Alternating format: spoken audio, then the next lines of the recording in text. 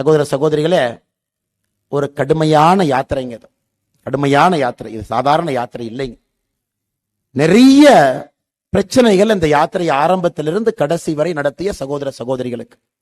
இந்த யாத்திரையில சில நண்பர்கள் இருக்கின்றார்கள். குழந்தை பிறந்து 3வது நாள் இந்த யாத்திரையில ஒருத்தர் டிரைவரா ஓட்டிட்டு இருக்கார். கிட்டத்தட்ட பாத்தீங்கன்னா 226 தொகுதி வந்திருக்காங்க. யாத்திரையில இருந்தவர்கள் வேறு வேறு காரணத்திற்காக கைது செய்யப்பட்டிருக்கின்றார்கள். இந்த யாத்திரையில ஆரம்பத்திலிருந்து கடைசி வரை வாகனம் யாரு ஓட்டுறாங்களோ, ஒரு 10 வண்டி 12 வண்டி யாரு ஓட்டுறாங்களோங்க ஐயா, 30,000 கிலோமீட்டர் தாண்டி ஓட்டிட்டு இருக்காங்க இன்னைக்கு. குறிப்பாக ஒருவர் பைக் ஓட்டிட்டு வருவார். திருப்பூர்காரர் பாத்தீங்கன்னா பைக்ல 30,000 கிலோமீட்டர் தாண்டி இருக்காரு.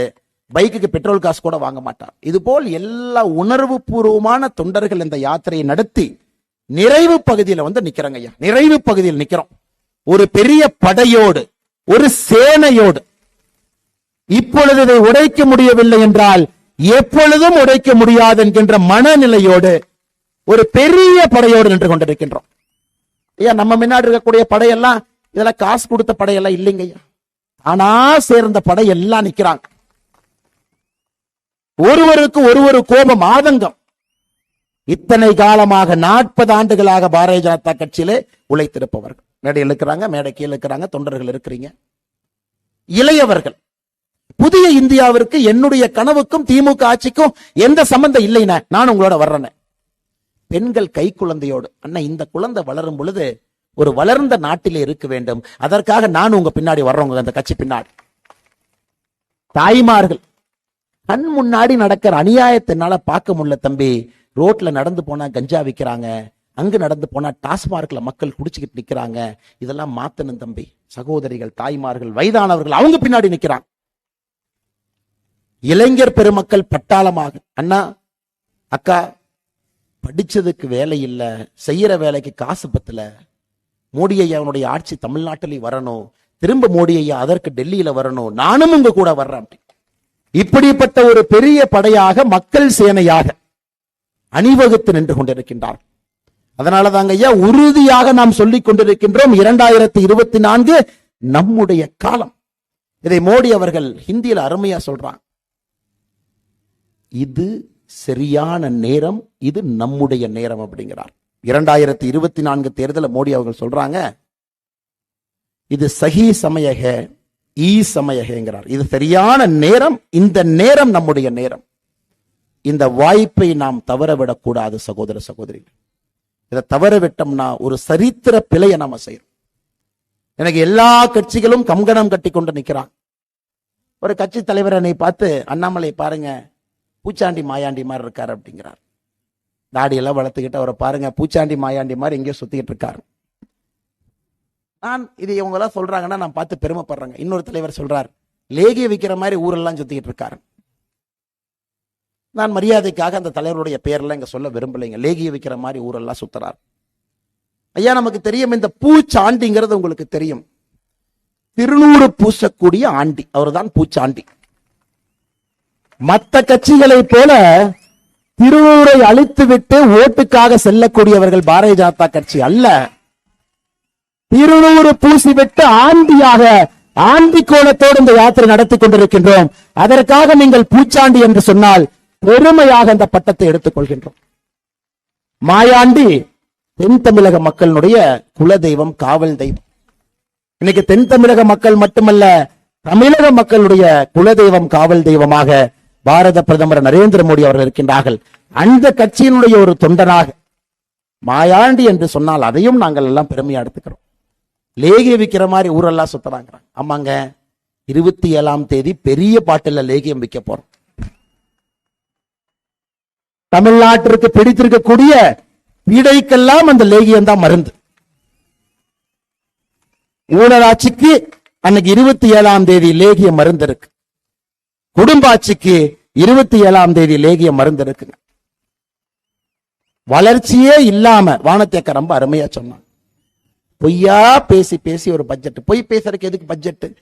ஒரு படத்துல பாத்தீங்கன்னா இந்த விவேக் பாத்தீங்கன்னா இந்த வெயிட் லிப்டர் மாதிரி பொம்மையை வச்சிருப்பார். அந்த பாட்டி வருவாங்க, நம்ம பாட்டி தூ இதைத்தான் நீ வெயிட் லிஃப்ட் பண்ணியான். இன்னைக்கு மக்கள் கேட்கிறாங்க, இதுக்கு தான் நீ பட்ஜெட் போட்டையான்?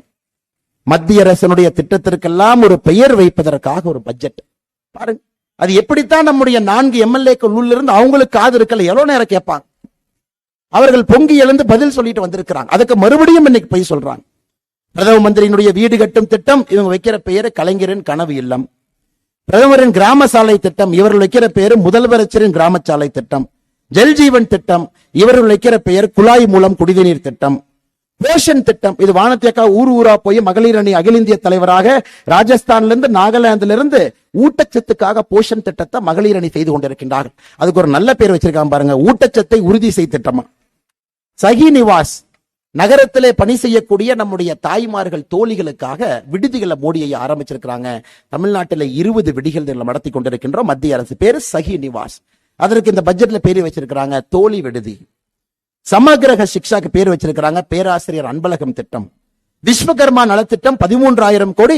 கோயம்புத்தூர் நமக்கு தெரியும், நம்ம இருக்கக்கூடிய விஸ்வகர்மா சகோதர சகோதரிகள் மற்ற எல்லா சமுதாயம் 13 சமுதாயம் விஸ்வகர்மாலே வரக்கூடிய 5 சமுதாயத்திற்கும் 18 சமுதாயத்திற்கு இந்த திட்டம். அதுக்கு இப்ப பேர் வச்சிருக்கானுங்க கைவினைஞர் மேம்பாட்டு திட்டம். அமிர்த் திட்டத்திற்கு கலைஞர் நகர்ப்புற மேம்பாட்டு திட்டம். நகர்வன திட்டம், அதாவது பெரிய பெரிய சாலை எல்லாம் போச்சுனாங்க ஐயா, சென்டர்ல மரம் வைக்கக்கூடிய 10 சாலைகளுக்கு நடுவிலே மரம் வைக்கக்கூடிய திட்டத்தை கொண்டு வந்திருக்கோம், நகர்வன திட்டம். அதற்கு பேரு இது ஒண்ணு மட்டும் ஆங்கிலத்தில் வச்சுட்டாங்க, அர்பன் கிரீனிங் ப்ராஜெக்ட். பிரதம மந்திரியினுடைய உயர்கல்வி ஊக்க திட்டத்திற்கு இங்க பெயர் 2500 கோடி ரூபாய் கல்வி கடன் திட்டம். எப்படிங்க ஏத்துக்க முடியும்? மத்திய அரசனுடைய திட்டங்களுக்கு அம்மா பிறந்த குழந்தைக்கு பேர் வைக்கிறத கூட சரியா சொல்லலாம். ஒரு 3 மாசம் கழிச்சு பேரை மாத்தி வச்சா கூட ஒத்துக்கலாம். இந்த குழந்தை மனுஷனாய் நிக்குது, இதுக்கு பேர் வைக்கிறாங்க. இதெல்லாம் 2015 2014 அப்ப வந்த திட்டங்க. 10 ஆண்டுகளாக இருக்கக்கூடிய திட்டம். 4 கோடி வீடுகள் கட்டி முடித்த பிறகு பிரதமருடைய வீட்டு திட்டத்திற்கு பேர் வைக்கிறாங்க கலைஞரின் கனவு உலக திட்டம். அதனால் வளர்ந்திருக்க குழந்தைய போய் பேர் மாத்தினா அந்த குழந்தை திரும்ப அடிக்காது. இன்னைக்கு அதைத்தான் தமிழக மக்கள் செய்து கொண்டிருக்கின்றார்கள். இந்த பட்ஜெட்டே ஒரு ஃப்ராட். அதுல இந்த பட்ஜெட்ல 2-3 விஷயத்தை ஒத்துக்கொண்டதற்கு நாங்கள் திராவிட முன்னேற்ற கழகத்துக்கு முதல்ல நன்றி சொல்றோம். சாராயம் மூலமாக வருமானம் எவ்வளவு வருதுன்னு குழம்பிக்கிட்டு இருந்தோம். ஒரு மேடையில வானதி அக்கா 44,000 கோடிங்கிறாங்க, இன்னொரு மேடையில முருகன்ஜி அவங்க 46,000 கோடிங்கிறாங்க, மேல இருக்கிற தலைவர்கள் 42,000 கோடிங்கிறாங்க. தமிழக மக்களுக்கு என்னதாயா சாராயம் மூலமா வருமானம் வருதுன்னு நிதியமைச்சர் கவலைப்படாதீர்கள். சாராயம் மூலமாக நமக்கு வந்திருக்கக்கூடிய வருமானம் 50,000 கோடி என்று இந்த பட்ஜெட்ல அறிவிச்சிருக்கிறான். ஆனா மக்களுக்கு இந்த உண்மையை சொன்னதுக்காக முதல்ல நாங்க நன்றியை தெரிவிச்சுக்கிறோம். 50,000 கோடி ரூபாய். இந்தியால எந்த மாநிலத்திலும் கூட சாராயம் பெற்று 50,000 கோடி இல்லை. அதுக்கு யாரோ ரொம்ப நல்லா சொன்னாங்க, ரொம்ப அருமையா சொன்னாங்க. திராவிட மாடல் அரசுன்னு சொல்றீங்களே, இதற்கு ஒருத்தர் ரொம்ப அருமையா சொன்னார். அதாவது ஆமை புகுந்த வீடும் திமுக ஆளுகின்ற பகுதியும் உருப்பட்டதாக சரித்திரம் இல்லை. ஆமை புகுந்த வீடும் திமுக ஆளுகின்ற மாநிலமும் உருப்பட்டதாக சரித்திரம் இல்லை. எப்பொழுதெல்லாம் திமுக ஆட்சிக்கு வருதோ மக்கள் பாத்தீங்கன்னா 10 வருஷம் வெளியே வைப்பாங்க. சாதாரணமா இல்லைங்கய்யா, 10 வருஷம். எம்ஜிஆர் ஐயா அவர்கள் அரசியலுக்கு வந்த பிறகு தொடர்ந்து வெளியே வச்சாங்க. அதன் பிறகு 2011 இருந்து 21 வரைக்கும் தொடர்ந்து வச்சாங்க. தமிழகத்தை பொறுத்தவரை நமக்கு தெரியும், மக்கள் எப்பாச்சும் ஏமாந்து ஒரு முறை திமுக ஓட்டு போட்டுட்டா அதன் பிறகு சுதாரித்து குறைந்தபட்சம் 10 ஆண்டுகள் உள்ளே விடக்கூடாது. ஆனா இன்னைக்கு வானதி அக்கா சொன்னது போல ஒரு மாற்றம் என்னன்னா, திமுக தொண்டன் தெளிவா இருக்கான், நான் என்னை விடவே மாட்டேன் சார் என் தலைவர் ஆட்சி அமைக்கிறேன்.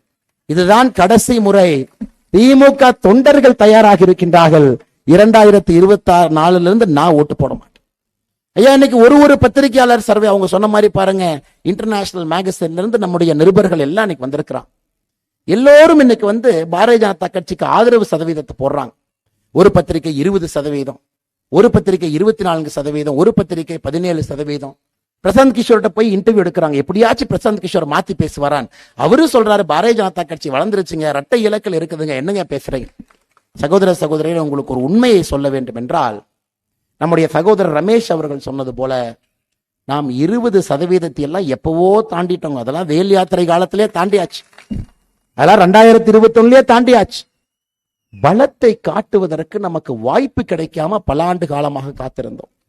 இன்னைக்கு உங்களுடைய இத்தனை ஆண்டு காலத்தினுடைய உழைப்பினுடைய வெளிப்பாடு 2024 பாராளுமன்ற தேர்தலில் தெரியுங்க.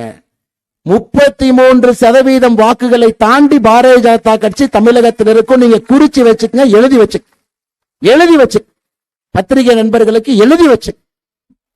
தலைகீழாக நின்று தோப்பு கரணம் எதிர்கட்சிகள் போட்டாலும் கூட இது பாரதிய ஜனதா கட்சியினுடைய காலம் என்று மக்கள் முடிவு செய்திருக்கின்றார். இன்னைக்கு நாம செய்ய வேண்டியது என்னங்க ஐயா?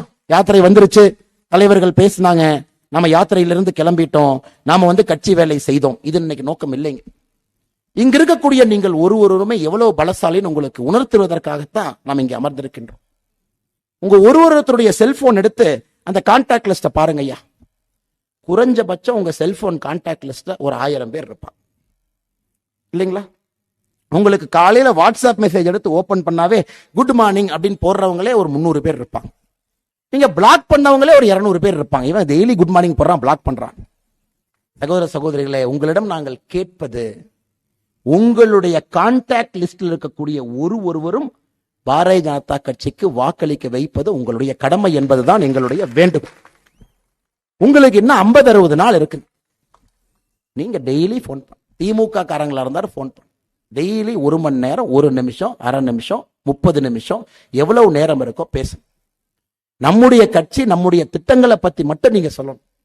2024 எதற்கான ஒரு முக்கியமான தேர்தல் நீங்க சொல்லணும். நாங்கள் உங்களிடம் எதிர்பார்ப்பது, வேண்டுகோள் வைப்பது, உங்களுடைய தொலைபேசியில யாருடைய பதிவையும் பேரையும் நம்பரையும் பதிவு செஞ்சிருக்கிறீங்களோ அவர்களுடைய வாக்க பாரதிய ஜனதா கட்சிக்கு பெற்றுக் கொடுப்பது உங்களுடைய வேலை என்கின்ற வேண்டுகோளை உங்களுக்கு வைக்கிறோம். இன்னையிலிருந்து 60 நாள் நீங்க சொல்லணும். நீ ஓட்டு போடலினா டெய்லி போன் பண்ணுவேன், அதுக்காக ஓட்டு போடுன்னு நீங்க சொல்லணும். 2024 அந்த ஓட்டை வாங்கி கொடுக்க வேண்டியது உங்களுடைய கடமை. இங்க இருக்கிற நாம எல்லாரும் செஞ்சோம்னாங்க கோயம்புத்தூர் பாராளுமன்றத்தினுடைய வெற்றி உறுதிங்களா? கோயம்புத்தூர் பாராளுமன்றத்தினுடைய வெற்றி உறுதியால் எந்த மாற்று கருத்தும் இல்லை. இது பாரதிய ஜனதா கட்சி இதற்கு முன்பு வெற்றி பெற்ற மண், நம்மை ஆதரித்த மண். என்னை கோயம்புத்தூர் மக்கள் நல்லா பார்த்துட்டாங்க. சமீபத்தில் தீபாவளி சமயத்தில் 2022 எல்லாம் பார்த்தாங்க.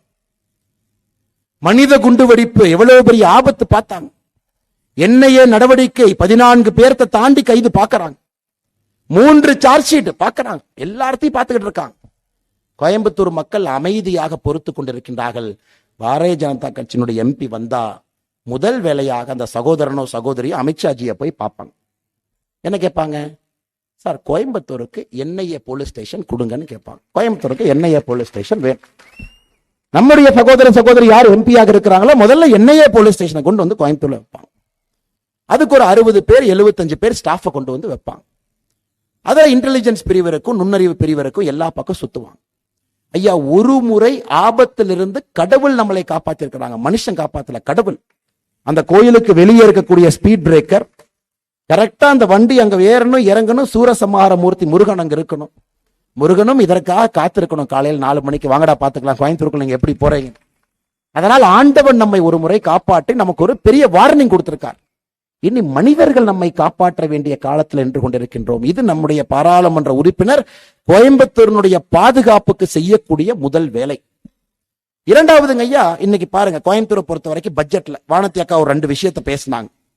அதாவது கோயம்புத்தூருக்கு மட்டும் எப்படி பட்ஜெட் போடுறாங்க நீங்க பாருங்க, ரொம்ப காமெடியா போட்டிருக்காங்க. நொய்யல் நதியை சுத்தம் செய்வதற்கு மத்திய அரசு ஒதுக்கி இருக்கக்கூடிய நிதி 990 கோடி. ஐயா, ஒரு நதி கோயம்புத்தூர் நகரத்துக்குள்ள வந்து வெளியே போற நதிக்கு 1000 கோடி ரூபாய்க்கு 10 கோடி கம்மியாக நம்ம நிதி ஒதுக்கி இருக்கோம், சுத்தப்படுத்தி திரும்ப நொய்யல் நதியை கொண்டு வரணும்.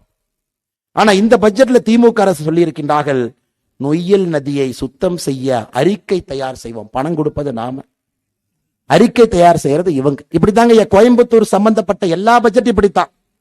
சென்னையிலே புதிய கழிவறைகள் மற்றும் அதை பராமரிக்க 430 கோடி கோயம்புத்தூருக்கு ரொம்ப அருமையா சொல்லியிருக்காங்க. இதே போன்ற ஒரு திட்டம் கோயம்புத்தூரிலும் செயல்படுத்துவோம். வடிவேல் சொல்ற மாதிரி ஜோப்ல பணம் இல்ல, அப்ப இந்த திட்டமும் செயல்படுத்த மாட்டாங்க. கோயம்புத்தூரிலே பூஞ்சோலை திட்டம் செயல்படுத்துவோம். எத்தனை பைசான்னு சொல்லல. கோயம்புத்தூரிலே கலைஞர் நூலகம் பைசா சொல்ல. அதைத்தான் கேள்வி கேட்டு முதலமைச்சர் வந்து ரொம்ப தெளிவா சொல்லிட்டார். 2026 அவருக்கு தெரியாது நடக்க போறது இல்லையா, 26 சொல்லி வச்சிருவோம். 25 வந்ததுக்கு அப்புறம் இன்னொரு விஷயத்த சொல்லுவான். ஐயா, நீங்க இந்த நிதிநிலை அறிக்கையை சரியா படிச்சு பார்த்தீங்கன்னா கோயம்புத்தூருடைய வளர்ச்சிக்கு எதுவும் இல்லை. ஒரு திட்டத்திற்கு கூட எந்தவித பணமும் உருவாக்கல. அதெல்லாம் தாண்டி கோயம்புத்தூர் சர்வதேச விமான நிலையத்துக்கு நிலத்தை எடுத்துக்கிட்டே இருக்கிறாங்க. 2017 இருந்து 7 வருஷமாக நிலம் எடுக்கிறாங்க. போன ஆண்டு நிலங்களை கையகப்படுத்துவதற்காக 136 கோடி ரூபாய் கொடுத்து 64 கோடி ரூபாய் செலவு பண்ணியிருக்காங்க. இவ்வளவு பெரிய ஒரு நகரத்திற்கு இன்டர்நேஷனல் கனெக்ஷன் இல்லை என்பது வெட்க கேடுங்க ஐயா. அது தவறு. ஒரு குளோபல் சிட்டிங்க ஐயா கோயம்புத்தூர். சாதாரண நகரம் இல்ல, குளோபல் சிட்டி. உலகத்தை இங்கிருந்து இயக்கக்கூடிய மனிதர்கள் கோவை நகரில் அமர்ந்திருக்கிறாங்க. மிடில் ஈஸ்டுக்கு, அமெரிக்காக்கு, யூரோப்புக்கு ஒரு கோல்ட் ஷேர் பிளைட் இல்ல, அதற்கான எக்ஸ்பான்ஷன் நடக்கல அப்படிங்கறது கோயம்புத்தூர் மக்கள் ஏற்றுக்கொள்ளவே கூடாது. ஏன்னா எம்பி வீடு இங்கதான் இருக்குது. நம்ம பேசுறதை கேட்டிருக்காருன்னு தெரியலங்க ஐயா. எம்பி அவர்கள் செய்திருக்கக்கூடிய ஒரே வேலை என்னன்னா, வளர்ச்சி நெகி, வளர்ச்சி நெகி, வளர்ச்சி நெகி, வளர்ச்சி இல்லை, வளர்ச்சி இல்லை. கோயம்புத்தூர்ல வளர்ச்சியே வரக்கூடாதுங்கிறதுக்காக ஒரு எம்பி இங்கே அமர்ந்திருக்கின்றார். வளர்ச்சி தப்பு தவறி கூட எட்டி பாத்திரக்கூடாது, எட்டி பாத்திரவே கூடாது. இன்னைக்கு கோயம்புத்தூர் எம்பியினுடைய நிலைமை பார்த்தீங்கன்னா, உலகத்துல இது போன்ற நகரங்கள் வளரும் பொழுது கோயம்புத்தூர் உலக வளர்ச்சி நகரத்திலே மையப்புள்ளியா இருக்கணும். ஆனா இங்க இருக்கக்கூடிய பாராளுமன்ற உறுப்பினர் வளர்ச்சிக்கு எதிரியாக இருப்பதனால் கரூருக்கும் கோயம்புத்தூருக்கும் 7,500 ரூபாய்க்கு ஒரு நேஷனல் ஹைவே ப்ராஜெக்ட் எத்தனை நாளா கேட்டிருக்கிறோங்க ஐயா. 8 லேன் ப்ராஜெக்ட். அது வந்து அப்படியே கன்ஜெஷன் ஒதுக்கி அப்படியே சிட்டி வெளியே growth ஆகும். அனுமதி இல்ல, லேண்ட் அக்விசிஷன் நடக்கல. மத்திய அரசு எத்தனை முறை வானதி அக்கா அவர்களோ முருகன் ஐயாவோ போய் எத்தனை முறை நிதின் கட்கரி அவங்கள பார்த்து எத்தனை பெட்டிஷன் ஐயா கொடுக்கிறது. அங்கிருந்து பெட்டிஷன் இங்க வந்தா எது வேலையும் செய்வது கிடையாது. இன்னைக்கு ஒரு இன்னொரு பட்ஜெட்ல இன்னொன்னு ஏமாத்திருக்காங்க பாருங்க. விலாங்குறிச்சியில புதிய ஐடி பார்க் துவங்குவாங்களாமா பட்ஜெட்ல சொல்லியிருக்கிறாங்க. 2020 பட்ஜெட்ல விலாங்குறிச்சி ஐடி பார்க் 2020லயே அறிவிச்சாங்க. எங்கெல்லிங்கானா ஒன்னைங்கானா, சரி நாமளும் ஒண்ணு போட்டு பார்ப்போமே. 2024 பட்ஜெட்ல விலாங்குறிச்சியில ஐடி பார்க். ஐயா, நாம் ஒரு விஷயத்தை உண்மையாக புரிந்து கொள்ள வேண்டும் என்றால், வளர்ச்சிக்கும் திராவிட முன்னேற்ற கழகத்திற்கும் எந்த சம்பந்தம் இல்லை என்பதை தினமும் திராவிட முன்னேற்ற கழகம் உறுதி செய்து கொண்டிருக்கின்றார்கள். இந்த போட்டிருக்கக்கூடிய நிதிநிலை அறிக்கை என்பது மற்றும் ஒரு சாட்சி. நேற்று பாருங்க ஐயா, நம்ம பிரதமர் நேற்று கரும்புக்கு குறைந்தபட்ச ஆதரவு விலை, கரும்புக்கு குறைந்தபட்ச ஆதரவு விலை நேற்று உயர்த்தியிருக்கிறாங்க. 1 டன் கரும்புக்கு குறைந்தபட்ச ஆதரவு விலை 3150 3400 உயர்த்தியிருக்கின்றோம். 250 ரூபாய் உயர்த்தியிருக்கிறோம். ஐயா, நம்ம ஆட்சிக்கு வந்த பொழுது கரும்பினுடைய குறைந்தபட்ச ஆதரவு விலை ஒரு டன்னுக்கு 2100.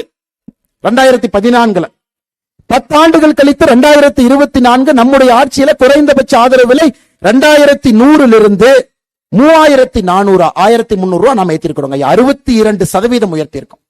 திமுக கார எவ்வளவு கில்லாடினாங்க ஐயா. தேர்தல் அறிக்கை 2021 எழுதியிருக்கா, நாங்கள் ஆட்சிக்கு வந்தால் கரும்பினுடைய குறைந்தபட்ச விலை ஒரு டன்னுக்கு 4000 ரூபாய் உயர்த்துவோம். அவங்களுக்கு தெரியும் எப்படி இருந்தாலும் பிஜேபி கார உயர்த்திடுவான், எப்படி இருந்தாலும் பிஜேபி கார 2100 தூக்கிட்டு வந்து 3400 மோடி ஐயா நிறுத்தி இருக்காரு. 4000 2 வருஷம் நிறுத்தினதுக்கு அப்புறம் திமுக கார வந்து கரெக்டா ஸ்டிக்கர் ஒட்டுவான். சொன்னதெல்லாம் செஞ்சமல்ல. 4000 ரூபாய் பட்ஜெட்ல சொன்னோம், எங்க தளபதி 2026க்கு முன்னாடி செஞ்சாங்க. இப்படி தாங்க ஐயா ஏமாற்று வேலை, பித்தலாட்ட வேலை நடந்து கொண்டிருக்கிறது. நேற்று கரும்புக்கு குறைந்தபட்சம். இந்தியா முழுவதும் பெட்ரோல் டீசல பாருங்க, இந்தியா முழுவதும் பெட்ரோல் டீசல பாருங்க. தமிழகத்துல மட்டும்தான் பெட்ரோல் டீசல் அதிகமான விலை இருக்கக்கூடிய ஒரு மாநிலம். எவ்வளவு பெரிய நாடு. மோடி ஐயா எவ்வளவு பட்ஜெட் போடுறாருங்க, சும்மா போடுறாருங்களாங்க. 2024 உள்கட்டமைப்புக்காக நம்முடைய பட்ஜெட் 11 லட்சம் கோடி, 11,11,111 கோடி, 11 லட்சம் கோடி ரூபாய் உள்கட்டமைப்புக்கு. இங்கிருந்து ஐயா போடுறாரு அவ்வளவு. நம்ம கிட்ட இருந்து வாங்கக்கூடிய, நம்ம கொடுக்கக்கூடிய வரியில பட்ஜெட் போடுறார். அந்த சிரமத்திலும் 2 முறை பெட்ரோல் டீசல் விலையை குறைக்கிறார். 10 ரூபாய் ஒருக்கா, 7 ரூபாய் ஒருக்கா எக்ஸைஸ் டியூட்டியை குறைக்கிறார். அப்படி இருந்தும் வளர்ச்சியில கை வைக்காம வளர்ச்சியும் நடக்குது. பெட்ரோல் டீசல் விலையை நம்முடைய ஆட்சி 2 முறை குறைத்து போன தீபாவளிக்கு 10 ரூபாய் 7 ரூபாய் குறைச்சு. இவங்க தேர்தல் அறிக்கையில பெட்ரோல் டீசல் 5 ரூபாய் 4 ரூபாய் குறைக்கிறேன் தேர்தல் அறிக்கையில சொன்னாங்க. ஆனா எல்லா மாநிலங்களும், பாரதிய ஜனதா கட்சி மாநிலங்களும் பெட்ரோல் டீசல் விலையை மோடி அவர்கள் குறைத்த பிறகு மாநிலத்தில் ஒருக்கா குறைச்சாங்க. மோடி ஐயா நீங்க குறைச்சதுக்கு நன்றி, நானும் குறைக்கிறேன். என்னாச்சுங்க ஐயா, பாரதிய ஜனதா கட்சி ஆளுகின்ற மாநிலத்துல இந்தியாவுடைய பெட்ரோல் டீசல் விலை மிக குறைவு. திராவிட முன்னேற்ற கழகம் கடன் வாங்கி பட்ஜெட் போடக்கூடிய ஒரு மாநிலத்தில் 8,30,000 கோடி கடனாக இந்த நிதி அறிக்கையில காட்டியிருக்காங்க. அதே பொய்யுங்க ஐயா. உண்மையான கடன் 9,50,000 கோடி, 1,20,000 கோடி கடனை பாண்ட மறைச்சிருக்கிறாங்க. அதுக்கு பாரதிய ஜனதா கட்சி 2-3 நாட்கள்ல வெள்ளை அறிக்கை கொடுக்கின்றோம். வாங்கிய கடனையும் மறைத்து 8,30,000 கோடி இந்தியாவில் நம்பர் 1 கடன். ஆனா உண்மையான கடன் 9,50,000 கோடிங்க ஐயா. அதிலும் பெட்ரோல் டீசலுக்கு வரி கொடுக்காம, வரியை குறைக்காம ஏமாற்று வேலை செய்து ஆட்சி நடத்தி கொண்டிருக்கின்றார்கள். இது பாரதிய ஜனதா கட்சிக்கும் தமிழகத்தில் இருக்கக்கூடிய திராவிட முன்னேற்ற கழகத்துக்கும் ஒரு உதாரணங்கய்யா. இது போன்ற பட்டியல் போட்டு நம்ம பேசிக்கிட்டே போலாம். வேளாண் அறிக்கை, சரி, இதைத்தான் தங்கம் தென்னரசன் தான் பொய் சொல்லி மாட்டிக்கிட்டாருன்னு MRK பன்னீர்செல்வன் வேளாண் பட்ஜெட் போடுறாரு. அதுல வானதி அக்கா MLA சொல்றாங்க, அண்ணே அதுல ஒரு திட்டத்தை கொண்டு வர்றாரு ரொம்ப பெருமையாக. திட்டத்தினுடைய பெயர் மண்ணுயிர் காத்து மண்ணுயிர் காப்போம். அப்படின்னா மண்ணை காட்பதற்கு அடையாள அட்டை. ஐயா, மண் வள அடையாள அட்டை 2015 பாரதிய ஜனதா கட்சி கொண்டு வந்து 1.4 கோடி அட்டைகளை கொடுத்திருக்கின்றோம். 9 வருஷம் ஆகுதுங்க ஐயா திட்டத்தை கொண்டு வந்து. இன்னைக்கு வேளாண் பட்ஜெட்ல கொண்டு வந்திருக்கிறாங்க மண்வள அடையாள அட்டை கொண்டு வருவோம். இந்த மாதிரி ஏமாற்று வேலை எங்கேயாச்சும் பார்த்திருக்கிறீங்களாங்க ஐயா? இதுக்கு ஸ்டிக்கர் ஓட்டுறக்கு ஒரு குரூப். ஆனால் சகோதர சகோதரிகள் நாம் தெளிவாக இருக்கிறோம். அதைத்தான் இன்னொன்னு சொல்லியிருக்கார், தமிழ்நாடு உணவு தானிய உற்பத்தியில அதிகமாயிருச்சு. 2022-23 அதிகமா உணவு தானியத்தை உற்பத்தி பண்ணிட்டோம். ஒரு LKG பாப்பாவை கூப்பிட்டு போட்டா அந்த பாப்பா சொல்லும், அங்கிள் 2021-22 உணவு தானிய உற்பத்தி 119.97 லட்சம் மெட்ரிக் டன் அங்கிள். 2022-23 உணவு தான உற்பத்தி 116.91 லட்சம் மெட்ரிக் டன் அங்கிள். அப்ப 3 லட்சம் மெட்ரிக் டன் தமிழகத்துல உணவு தானிய உற்பத்தி குறைந்திருக்கு அங்கிள் ஒரு LKG பாப்பா சொல்லும். இத்தனையே அதிகாரியை வச்சுக்கிட்டு அத்தனை பேர்த்துக்கு சம்பளம் கொடுத்து MRK பன்னீர்செல்வம் அவர்கள் திமுக ஆட்சிக்கு வந்த பிறகு தமிழகத்திலே உணவு தானிய உற்பத்தி 3 லட்சம் டன் குறைந்திருக்கும் பொழுது சட்டமன்றத்துல பொய் சொல்றாரு. தமிழகத்துல 2022-23 உணவு தானிய உற்பத்தி அதிகமாயிருக்கு. இந்த அநியாயத்தை எங்கேயாச்சும் பார்த்திருக்கிறீங்களா? அதற்கு ஒத்து உதுவதற்கு அந்த கட்சியை சார்ந்த 2 டெலிவிஷன் சேனல் போய் திமுக நண்பர்கிட்ட போய் பட்ஜெட் எப்படி இருந்துச்சு, பட்ஜெட் சூப்பரா இருந்தது அப்படின்னு. இன்னும் ஒரு திமுக தனவங்க போய் நீங்க பட்ஜெட் பத்தி என்ன நினைக்கிறீங்க, 10க்கு 10. இதையெல்லாம் இது போன்ற பொதுக்கூட்ட மேடைகள்ல நம்முடைய தலைவர்கள் பேசும் பொழுதுதான் நம்முடைய மக்களுக்கு தெரியுமோ இவ்வளவு ஏமாத்துறீங்களா. இதைத்தான் நம்முடைய பாரத பிரதமர் நரேந்திர மோடி அவர்கள் தொடர்ந்து சொல்லிக் கொண்டிருக்கின்றார்கள். வளர்ச்சி வளர்ச்சி வளர்ச்சி ஒரு பக்கம் ஐயா, இந்த பக்கம் கோபாலபுரத்தினுடைய வளர்ச்சி கோபாலபுரத்தினுடைய வளர்ச்சி கோபாலபுரத்தினுடைய வளர்ச்சி என்று திமுக ஒரு பக்கம். ஐயா, தமிழகத்திலே வளர்ச்சி என்று என்ன சொல்றாங்களோ அது வீக்கம், அது வளர்ச்சி இல்லை, அது கட்டி. அதுவும் கோபாலபுரத்திற்கு வந்திருக்கக்கூடிய கட்டி நமக்கு வரலீங்க. அந்த கட்டி ஒரு நாள் நம்ம வெட்டி எடுக்கத்தான் போறோம், எங்கேயும் தப்பிச்செல்லாம் போக முடியாது. இன்னைக்கு கோபாலபுரத்திலே நடக்கக்கூடிய வளர்ச்சியை வீக்கம் என்று சொல்லிக் கொண்டு ஒரு கும்பல். ஆனா இந்தியா முழுவதும் பட்டி தொட்டி எல்லாம் வளர்ச்சியை கொண்டு வந்து பாரதிய ஜனதா கட்சி நரேந்திர மோடி அவர்கள் ஒரு பக்கம். அதனால் சகோதர சகோதரிகளே, நேரம் 9:30 மணி ஆயிட்டு இருக்குதுங்க. இன்னும் நிறைய பேச வேண்டும். நம்முடைய தலைவர்கள் எல்லாம் சுருக்கமா பேசிட்டு அமர்ந்திருக்கின்றார். 27ஆம் தேதி நம்முடைய பிரதமர் நிகழ்வுக்கு ஒரு சரித்திர நிகழ்வாக அது இருக்கும். நீங்கள் அனைவரும் அங்கே வர வேண்டும். உங்களுடைய நிகழ்வு உங்க குடும்ப நிகழ்வு. உங்க குடும்பத்தினுடைய விசேஷம் எப்படி இருந்தா சொந்தக்காரங்களை கூட்டிக்கிட்டு பத்திரிகை அடிச்சு நீங்க கூப்பிடுவீங்களோ அது போன்று நீங்கள் வர வேண்டும் என்கின்ற அன்பான வேண்டுகோளை வைத்து மேடையில் இருக்கக்கூடிய எல்லா தலைவர்களுக்கும், குறிப்பாக இந்த மாவட்டத்தினுடைய தலைவர் சகோதரர் ரமேஷ் அவர்கள் உட்பட மேடையில் இருக்கக்கூடிய கோயம்புத்தூர் மாநகர மாவட்டத்தினுடைய எல்லா பொறுப்பாளர்கள், ஒன்றிய தலைவர்கள், ஒரே ஒரு விஷயத்தை மட்டும் சொல்லிக்கிறேங்க ஐயா. கோயம்புத்தூருடைய வெற்றியை நரேந்திர மோடி அவர்கள் உற்று கவனித்துக் கொண்டிருக்கின்றார். கோயம்புத்தூருடைய வெற்றி நமக்கு முக்கியம். இந்த மண் தேசிய மண். இங்கே அயோக்கியர்களுக்கு இடம் கிடையாது என்பதை 2024 கோயம்புத்தூர் மக்கள் நீங்கள் மறுபடியும் தேர்தல் களத்திலே உணர்த்த போகின்றீர்கள். அதுக்கு நம்முடைய சகோதர சகோதரிகள் கடுமையாக நீங்கள் உழைக்க வேண்டும் என்கின்ற அன்பான வேண்டுகோளை வைத்து வந்திருக்கக்கூடிய எல்லா சகோதர சகோதரிகளுக்கு நன்றிகள், அந்த வாழ்த்துக்களை வணக்கங்களை தெரிவித்து 27ஆம் தேதி பல்லடத்துல உங்களை சந்திப்பதற்காக தயாராக இருக்கின்றோம். நீங்கள் வர வேண்டும் என்கின்ற அழைப்பை மறுபடியும் உங்களுக்கு வைத்தினுடைய உரையை முடித்துக் கொள்கின்றேன். நன்றி, வணக்கம். பாரத் மாதா கி, பாரத அன்னையின் புகழ்.